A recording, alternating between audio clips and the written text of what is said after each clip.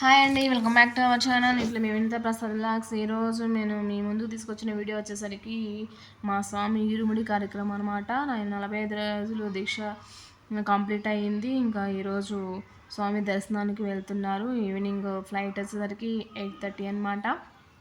So తొందరగా ఇరుముడి అనేది పూర్తి చేసుకోవాలని చెప్పేసి మేము ఫాస్ట్ మార్నింగ్ 7:30కి వచ్చేసాము. గురుస్వామి 8:30 9:30 లోపు మీకు ఇరుముడి అనేది చేస్తానని చెప్పారు. సో మేము ఏంటంటే ఇంట్లో పూజ చేసుకొని వెళ్ళాలి కదా, స్వామిని తీసుకెళ్ళడానికి వచ్చారు వాళ్ళ ఫ్రెండ్స్. కానీ మా స్వామి కొంచెం బాధగా ఉన్నారండి. వాళ్ళ పేరెంట్స్ రాలేదని కొంచెం దిగులుగా ఉన్నారు.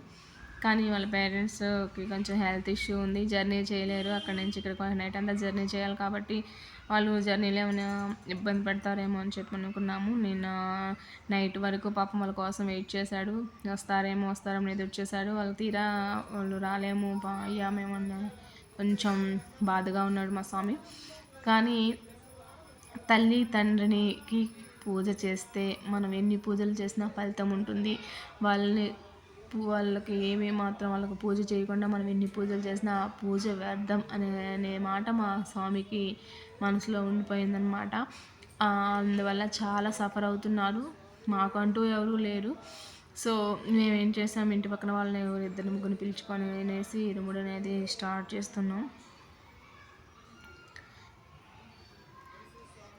హారతి ఇస్తున్నారండి. హారతి అయిపోయినాక మనం ఎవరైతే పెద్దవాళ్ళు ఉన్నారో వాళ్ళ చేత మనం స్వామికి దండ అనేది వేయించాలన్నమాట.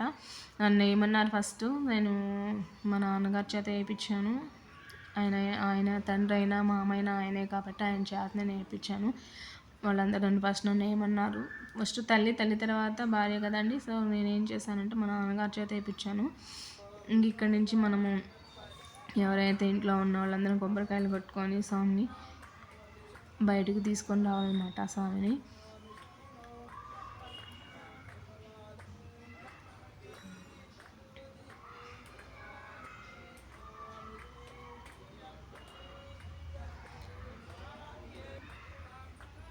తర్వాత మా అన్నయ్య వాళ్ళు కొబ్బరికాయ కొట్టమన్నాను.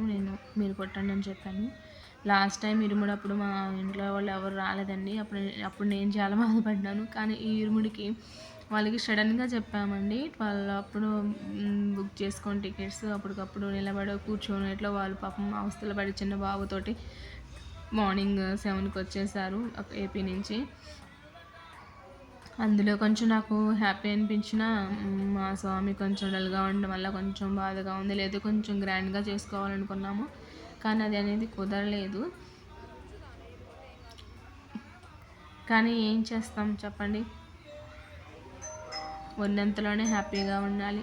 వచ్చిన వాళ్ళే చుట్టాలు, రాని వాళ్ళే బంధువులు అన్న లెక్కలో ఉన్నాము.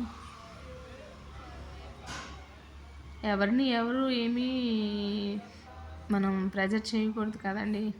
సో మేము టెంపుల్ దగ్గరికి వచ్చేసాము.